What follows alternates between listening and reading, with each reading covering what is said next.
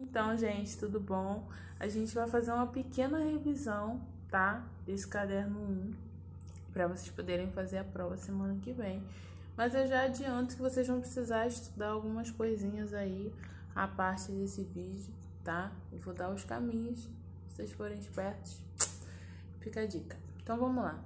Na unidade 1 desse livro, desse caderno 1, a gente falou sobre arte europeia medieval, né? A gente falou primeiramente da arte românica e depois a gente falou da arte gótica, certo? Então a gente falou desses dois momentos. A Idade Média, ela vai acontecer aí durante um tempo e ela vai ser ligada, né, a essa crença em Deus, essa ideia de que Deus é o centro de todas as coisas, teocentrismo, tá bom?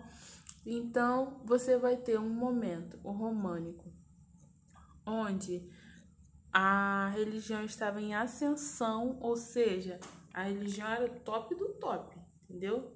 Religião era o BTS de hoje. É ruim BTS, mas a religião era o BTS de hoje.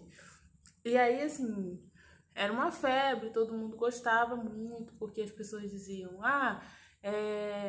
a igreja vai cumprir com isso, com aquilo. Lembrando sempre, a gente não está discutindo religião, a gente está discutindo história. Isso aconteceu. A igreja fazia várias promessas para as pessoas que não podia cumprir. E aí, as pessoas, no românico, isso estava de boa, porque as pessoas não tinham se ligado ainda que as promessas não iam se cumprir. Elas estavam, tipo, super à vontade com aquela situação, tava, curtindo muito. Só que no período gótico, essa questão da igreja não era tão presente quanto no românico, tá? A questão da religião mesmo.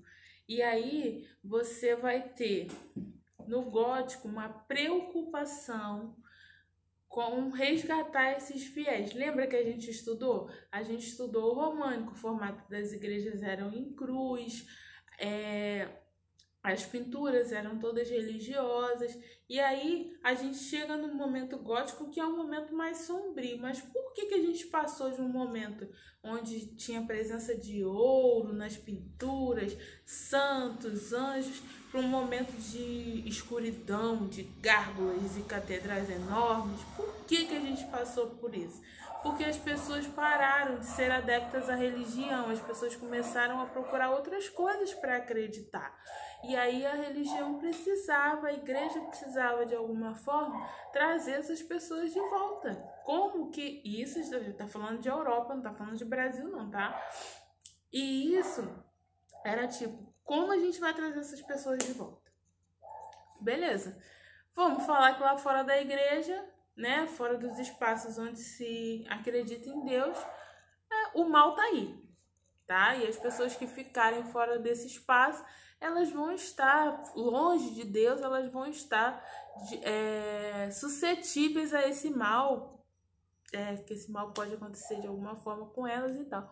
E aí por isso que a gente tem as igrejas enormes, porque era uma ideia de que aquele lugar tocava o céu. Lembra que eu falei? Você chega no pé da igreja, olha para cima, a construção é enorme, e aí na ponta da torre tem uma agulha fininha que vai até a coisa do céu.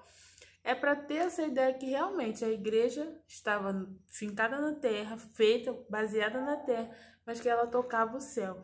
Uma ideologia, né, religiosa.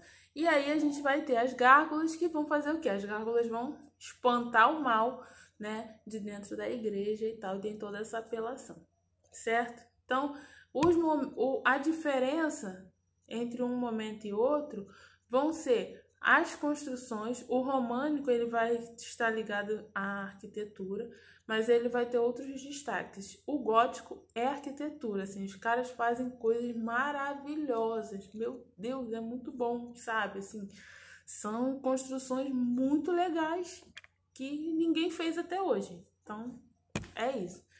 E a relação com a pintura é diferente porque vai ter dramaticidade no gótico, tá? Vai trazer dramaticidade, vai trazer mais cores mais escuras, temas mais pitorescos e tal, tá? A escultura é diferente também porque em um a escultura está completamente, no românico, a escultura está completamente associada à arquitetura, ela presa nos lugares. É mais um relevo do que uma escultura propriamente dita. No gótico, essa escultura já sai um pouco da parede, não completamente, tá? Mas ela já sai de alguma forma. E aí, depois disso, a gente viu música, dança e teatro medieval, né? A música medieval era o que? Era o canto gregoriano. Por quê? Porque esse momento é ligado à igreja. Então, nesse momento, as coisas vão passar pelos temas da igreja, pelos domínios da igreja. Vai ser nesse rolê aí. Então, a música era ligada às questões religiosas, e a gente tem o canto gregoriano. O teatro também era tema religioso, ele também passou por esse momento aí, onde as representações eram todas religiosas, tá? Aconteciam na igreja, dentro da igreja, no pátio da igreja, né? A mando da igreja. Depois de um tempinho, essa independência foi, né, estabelecida, o teatro virou uma arte em si independente da igreja, mas antes ele nasceu para isso. E a dança, né, medieval, que vai falar da questão das danças, era uma questão mais profana, vamos dizer assim, né? Porque a música e o teatro estava ligado à religiosidade, mas a dança ela estava mais ligada a um outro lado. Então a gente vai ter aí a representação do carnaval medieval, né? Porque o carnaval é uma festa católica, vamos dizer assim. Era uma proposta das pessoas liberarem as energias ruins antes da quaresma, né? Aí vinha a quaresma, se purificava, depois a Páscoa, enfim, a vida funcionava aí em torno dessas duas datas, que era Páscoa, Natal, tá? E aí tinha meio que um roteiro já para se preparar para essas coisas. E o carnaval surgiu aí, tá? Então, a dança nesse momento ela vai estar mais ligada ao mundo, vamos dizer assim, né? Essa ideia mundana de existência do que mesmo a ideia religiosa, que vai estar mais ligada ao teatro e à música nesse momento, tá bom? As outras dúvidas que surgirem a gente põe a limpo lá no grupo, tá? E é isso. Beijo, estudem para fazer boa prova. Até semana que vem.